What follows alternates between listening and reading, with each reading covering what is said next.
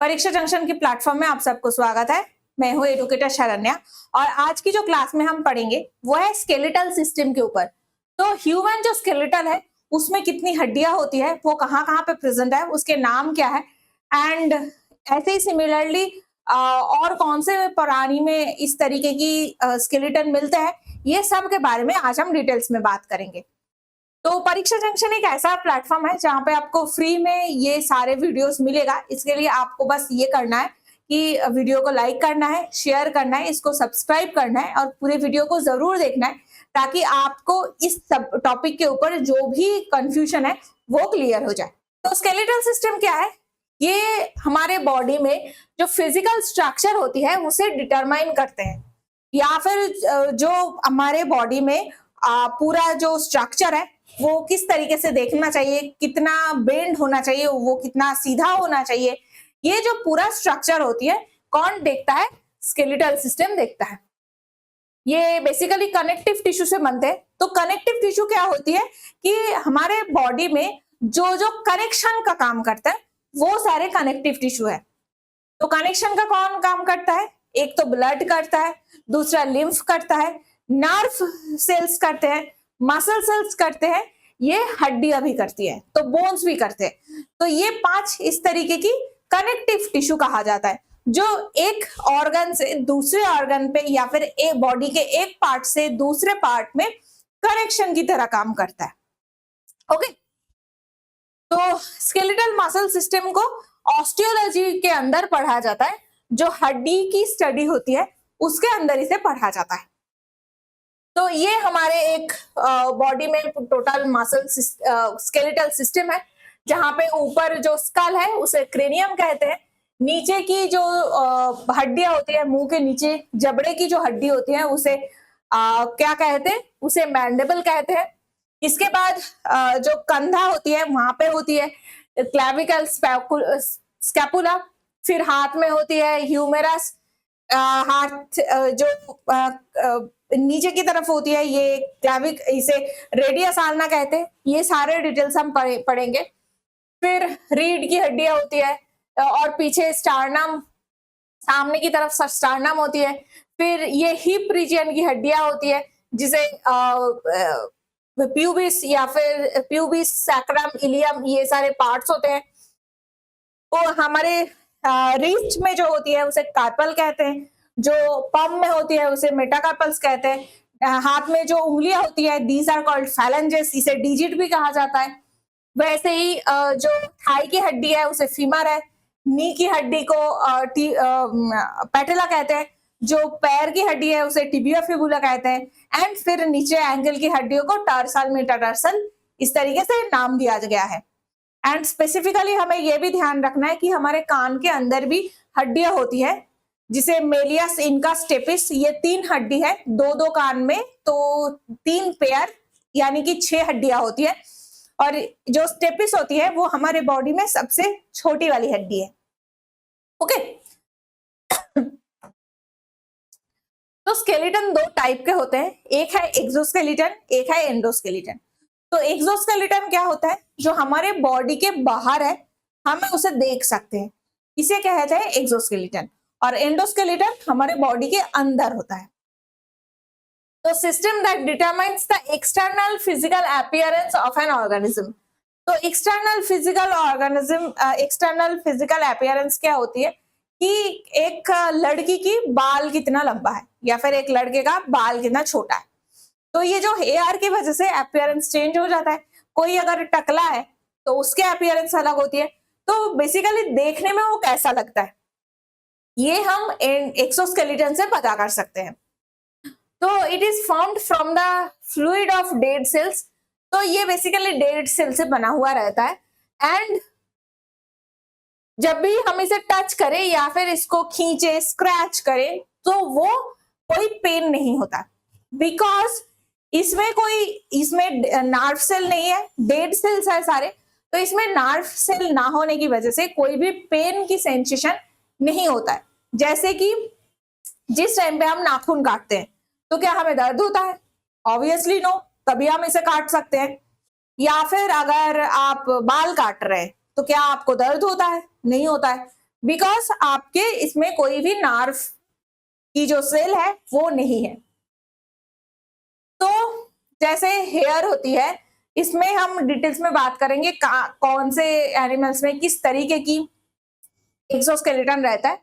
But exoskeleton बनता है alpha keratin protein से, इसीलिए बाल में बहुत ज्यादा बोला जाता है कि केराटिन ट्रीटमेंट करा रहे हैं। बेसिकली केराटिन ट्रीटमेंट भी बाहर से अगर कराते हैं वो हमारे हेल्थ के लिए बहुत ही ज्यादा हार्मफुल है, किडनी के लिए बहुत हार्मफुल होता है। बट केराटिन ट्रीटमेंट अगर आप नाम याद रखेंगे कि बालों में किया जाता है, तो आपको ये याद रहेगा कि अल्फा केराटिन प्रोटीन से एंडोस्केलेटन फॉर्म होती है, सॉरी एक्सोस्केलेटन की फॉर्मेशन होती है। एंडोस्केलेटन क्या होती है? ये एक फ्रेमवर्क है बोन का जो हमारे बॉडी की शेप बनाते हैं। ये सॉलिड होती है, हार्ड कनेक्टिव टिश्यू है, और इसकी हार्डनेस किस लिए होती है? Presence of calcium and phosphorus. तो कैल्शियम एंड फॉस्फोरस के होने की वजह से ये हार्ड है। विटामिन डी रिक्वायरमेंट होती है स्ट्रेंथ के लिए, और जो टोटल नंबर ऑफ बोन है ये न्यूबॉर्न बेबीज में 300 होती है, 300 हड्डियां होती है, और जो एडल्ट होते हैं उसमें 206 होती है। ठीक है, और ये कैसे पता चलता है? जैसे कि बच्चे आप पैदा होने के बाद 2-3 महीने तक उसे कहा जाता है कि गर्दन के नीचे हाथ रखो, वो नहीं हिल जाना चाहिए। क्यों? क्योंकि हमारी जो गर्दन की हड्डियां होती है वो तब सॉफ्ट होती है, वो ठीक से नहीं बनी होती है। या फिर ऐसे बोलते हैं सर पे बहुत जोर से नहीं लगना चाहिए, क्योंकि जो स्कल की हड्डियां होती है वो तब तक डेवलप नहीं हुआ होता है। या फिर जो कमर की हड्डियां होती है वो ठीक से फॉर्म नहीं होता है, इसीलिए बच्चा बैठ नहीं सकता। जब से वो बैठना स्टार्ट करता है मतलब उसकी कमर की हड्डियां ठीक हो गई है। जैसे एडल्ट लोगों में होना चाहिए, जैसे बड़े लोगों में होना चाहिए, वैसे उसका बन चुका है। तो बच्चों को 300 होती है एंड 206 एडल्ट लोगों में होती है। तो अब आते हैं, जब भी हम कनेक्टिव टिश्यू की बात करते हैं मतलब वो कनेक्शन बनाता है, तो कनेक्शन में ऑब्वियसली जॉइंट की जरूरत पड़ता है। हम अगर इलेक्ट्रिक कनेक्शन बना रहे हैं तो हमें प्लग पॉइंट चाहिए जॉइनिंग के लिए, तो वैसे ही सिमिलरली यहाँ पे भी जॉइंट होती है। जैसे लिगामेंट, लिगामेंट क्या करते हैं? बोन, दो बोन को कनेक्ट करते हैं। कभी भी अगर पैर में चोट लगता है तो पूछा जाता है कि इसके लिगामेंट पे तो नहीं लगा है। मतलब क्या है? दो बोन के बीच में जो कनेक्शन था कहीं वो टूट तो नहीं गया है। नेक्स्ट होता है टेंडन, बोन से मसल को कनेक्ट करता है। और स्टर्नम, ये क्या करते हैं? रीब की जो हड्डियां होती है उसको कनेक्ट करके रखते हैं। ओके, तो हमारे बॉडी में बहुत सारे टाइप के जॉइंट होते हैं। जैसे गर्दन में पिवोट जॉइंट होता है, वैसे ही हिंज जॉइंट एल्बो में होता है। सैडल जॉइंट कहाँ पे होता है? ये कार्पल और मेटाकार्पल बोन्स के बीच में सैडल जॉइंट होता है। तो इसकी वजह से क्या होती है कि हम हाथ को या फिर हड्डी को कितने कितने एंगल तक घुमा सकते हैं, उसके ऊपर डिपेंड करके ये सारे जॉइंट बनता है। मतलब ये जॉइंट जैसा है, हम हड्डी को उतना ही घुमा सकते हैं। जैसे एल्बो, एल्बो कितना तक? ये ऐसे घूम सकता है, तो हम हाथ को इस तरीके से मूव करा सकते हैं 190 डिग्री, ये 180 डिग्री तक या फिर 170 डिग्री तक मूव कर रहा है। क्यों? क्योंकि ये जॉइंट हिंज जॉइंट है। ओके, तो वैसे ही प्लेन जॉइंट होता है टार्सल बोन्स के बीच में, तो ये इस तरीके से मूव कर सकता है। कॉन्ड्रॉइड जॉइंट होता है रेडियस और कार्पस बोन के बीच में, तो हाथ ऐसे इस तरीके से मूव कर सकता है, रिस्ट मूव कर सकता है। ठीक है, वैसे ही बॉल एंड सॉकेट जॉइंट होता है, ये हिप में हमें देखने को मिलता है। तो इसी के वजह से हम कमर को एक साइड से दूसरे साइड पे मूव करा सकते हैं। ठीक है, तो ये अगर आपको पूछा जाए पिवोट जॉइंट, हिंज जॉइंट या फिर saddle joint, ball and socket joint, ये सारे होता क्या है? तो ये स्केलेटल मसल की एक बोन के एक बोन से दूसरे बोन की जॉइंट है। ओके, तो अब आते हैं बोन मैरो में। तो बोन मैरो क्या होता है? सॉफ्ट स्पॉन्जी टिश्यू होती है जो बोन के अंदर रहता है, बोन के बीच में रहता है एंड ब्लड सेल की प्रोडक्शन करता है। ओके, तो ये कैसे बनाते हैं? स्टेम सेल से बना हुआ होता है, ब्लड सेल से एंड कुछ कुछ और भी सेल्स है, जैसे कि न्यूरोमस्कुलर जंक्शन होता है, तो इस तरीके से बना हुआ है। बोन मैरो बायोस, जो बोन मैरो की थोड़ी सी पार्ट है वो बेसिकली बायोप्सी के थ्रू देखा जाता है।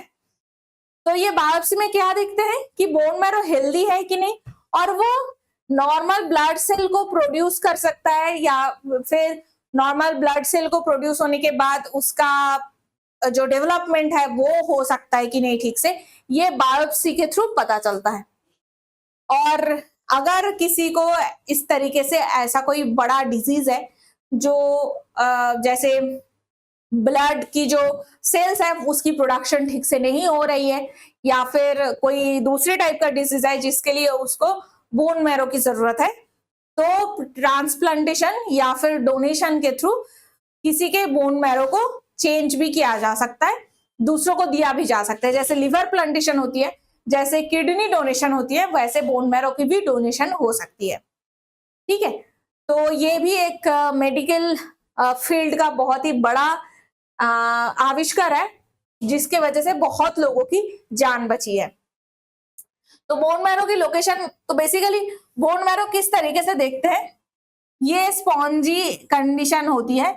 अगर आप में से कोई चिकन खाते हैं तो चिकन की हड्डियां में बहुत रहते हैं, आई होप आप लोगों में से किसी ना किसी ने तो खाए होंगे, तो वो वहां पे भी बोन मैरो हमें देखने को मिलता है। तो जो लॉन्ग बोन्स है उसके अंदर, जैसे फीमर है या फिर रेडियस आल्ना है, इसके अंदर नॉर्मली बोन मैरो देखने को मिलता है। तो लोकेशन क्या है? Found in the cavities of bones included spine, ribs, sternum, pelvis, ये सब के अंदर रहता है। टाइप क्या होती है? रेड बोन मैरो, जहां से रेड ब्लड सेल बनाते हैं।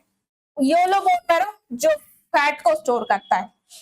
ठीक है, फंक्शन क्या है? ब्लड सेल को प्रोडक्शन करना, including red blood cell, white blood cell, platelets. तो ब्लड सेल में से आरबीसी, डब्ल्यूबीसी, प्लेटलेट्स, ये सब की फंक्शन बोन मैरो करता है। डिजीज क्या हो सकता है कि कैंसर की वजह से प्रॉब्लम हो सकती है, या फिर कोई स्पेसिफिक कंडीशन है जिसके वजह से वो उसके जो प्रोडक्शन है बोन मैरो की प्रोडक्शन ठीक से नहीं हो रही है। ट्रीटमेंट क्या कर सकते हैं? Bone marrow transplants can be used for treat bone marrow diseases. तो बोन मैरो की कोई अगर डिजीज है, कोई कैंसर है या फिर किसी और टाइप की डिजीज है, तो उसके लिए ट्रांसप्लांटेशन करने की जरूरत पड़ता है। ओके, अब आते हैं हमारे बॉडी में, ह्यूमन बॉडी में किस तरीके से बोन की डिस्ट्रीब्यूशन होती है। तो फिंगर होती है वो कितने होते हैं? थंब में, तो जो थंब होती है उसमें दो हड्डियां होती है, एंड बाकी जो फिंगर्स होती है, बाकी 4 फिंगर्स में ऐसे 3-3 करके होती है। तो ये है पहला, ये है दूसरा, ये है तीसरा। ओके, तो सब में ही इसी तरीके से वो होता है। हाथ में टोटल 60 है, फुट में ये भी टोटल 60 होती है। स्कल, तो हमारे जो मुंडी होती है उसमें 29 टोटल होते हैं। फोरहेड में, कपाल में 8 होते हैं, फेस में 14 होते हैं, कान में 6, तो 3 पेयर्स होती है। बैकबोन में 33 होते हैं चिल्ड्रंस में, और 26 होते हैं एडल्ट्स में। क्योंकि ये जो कमर के हड्डियां होती है एकदम नीचे, उसमें जो 5 है वो कंप्रेस होके 1 हो जाता है। ओके, तो एडल्ट में 26 है और चिल्ड्रन में 33 है। रिब्स में 12 पेयर या फिर 24 होता है। तो अब कुछ कुछ बोन्स के हमें नाम जानना है, जैसे क्लैविकल जो हमारे कॉलर बोन होता है। ये जो कॉलर बोन की हम बात करते हैं कि किसी का कॉलर बोन टूट गया है बाइक से गिरने के बाद, या फिर ऊपर से गिर गया तो कॉलर बोन टूट गया, तो ये कॉलर बोन का नाम है क्लैविकल। वैसे ही स्कैपुला कहाँ पे है? शोल्डर ब्लेड, जो हमारे इस एरिया पे रहता है, this is called shoulder blade. इसका नाम है स्कैपुला। स्टार्नम जो रीब की हड्डियां होती है इसे ब्रेस्ट बोन या फिर रीब कहते हैं, इसका नाम क्या है? स्टार्नम। कार्पल्स, कार्पल्स कहां पे होती है? रिस्ट में। तो ये जो हड्डियां होती है this is called carpal. Patella हमारे घुटने पे होती है, घुटने पे जिसे मालाई चाकी भी कहा जाता है, या फिर घुटने का एक छोटा सा गोल हड्डी है जिसके वजह से घुटने इस तरीके से मूव कर सकता है, जो हमें चलने में हेल्प करता है, उसे पैटेला कहा जाता है। अब हाथ में जो हड्डियां होती है उसका हम नाम देख लेते हैं। पेक्टोरल गार्डल ये शोल्डर में होती है, जिसमें हमने क्लैविकल देखा, कॉलर बोन देखा, कॉलर बोन और स्कैपुला प्रेजेंट होती है। ह्यूमरस जो शोल्डर से एल्बो तक का है, ये जो हड्डियां होती है इसका नाम है ह्यूमरस। रेडियस और आल्ना, यहाँ पे दो ऐसे बोन होते हैं, देखने में तो एक जैसा लगता है पर इसमें दो बोन्स होते हैं, ये दो बोन का नाम है रेडियस एंड आल्ना।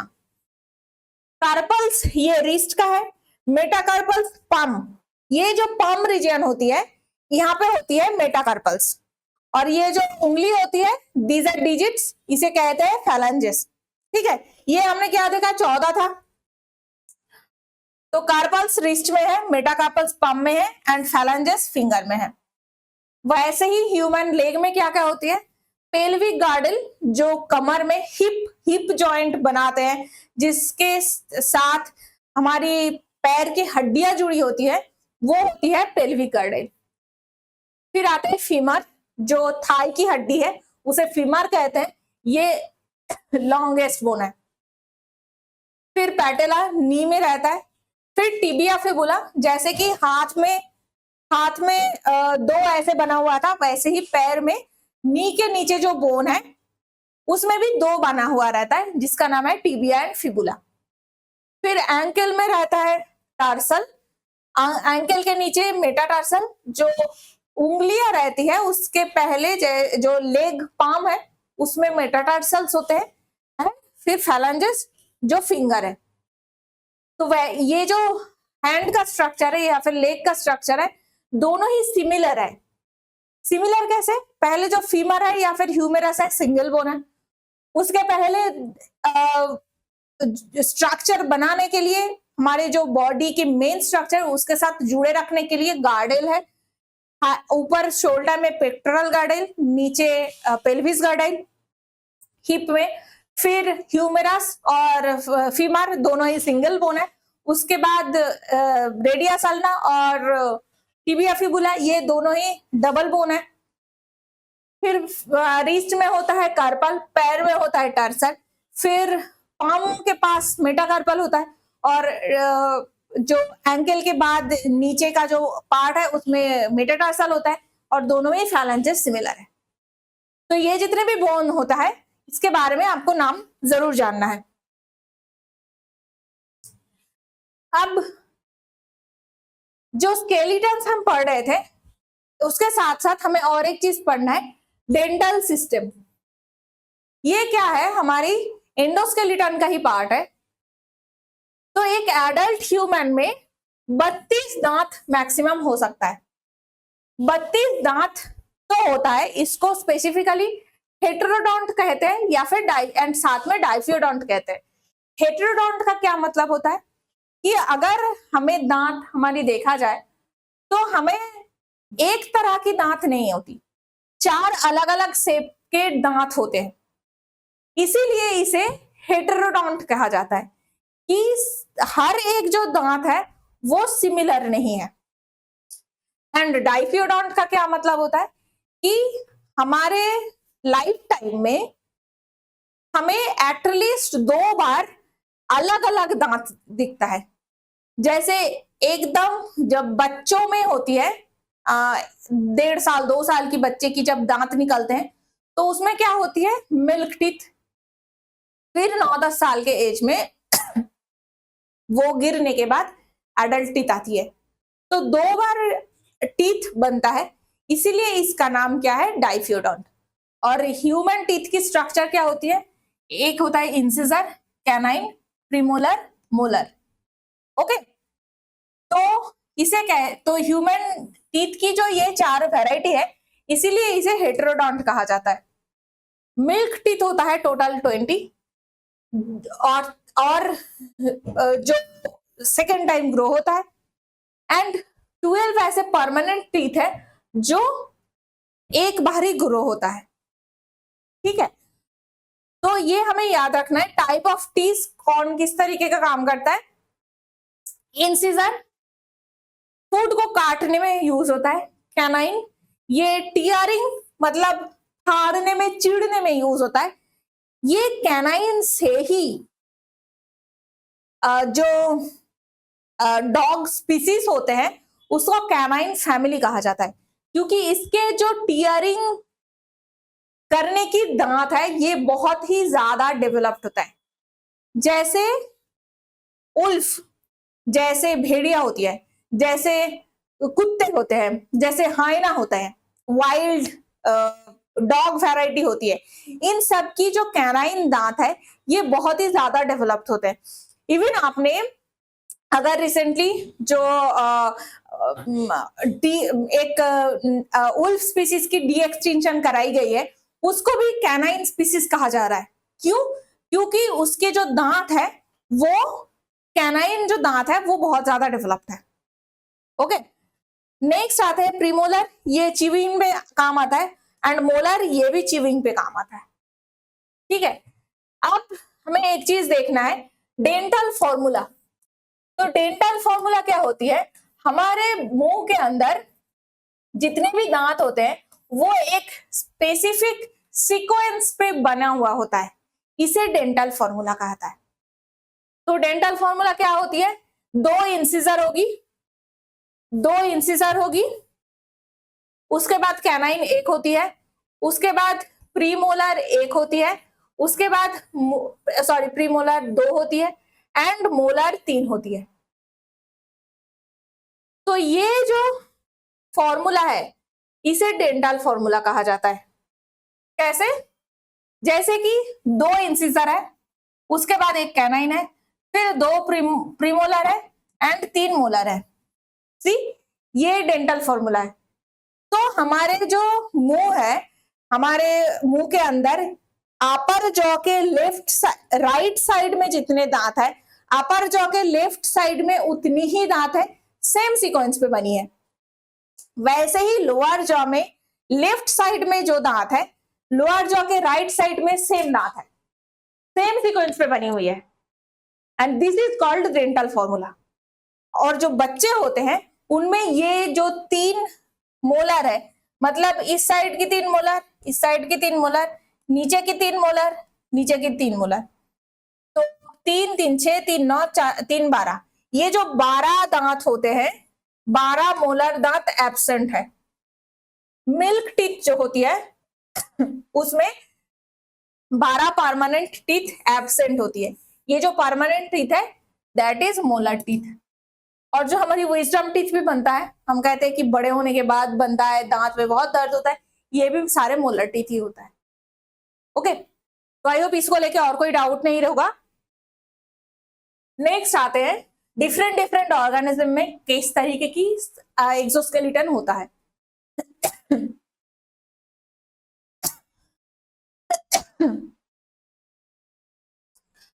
तो जो 4 पाई एनिमल्स होते हैं जिसमें 4 हाथ पैर है या फिर 4 पैर है, उसमें हूफ होती है, जैसे ये काऊ में देखा जाता है, गाय में होती है, फोर्स ये भी होती है, हॉर्न, हॉर्न हमें कहां पे दिखने को मिलता है? हॉर्न बाइसन में है, हॉर्न काऊ में है, बफेलोस में होती है,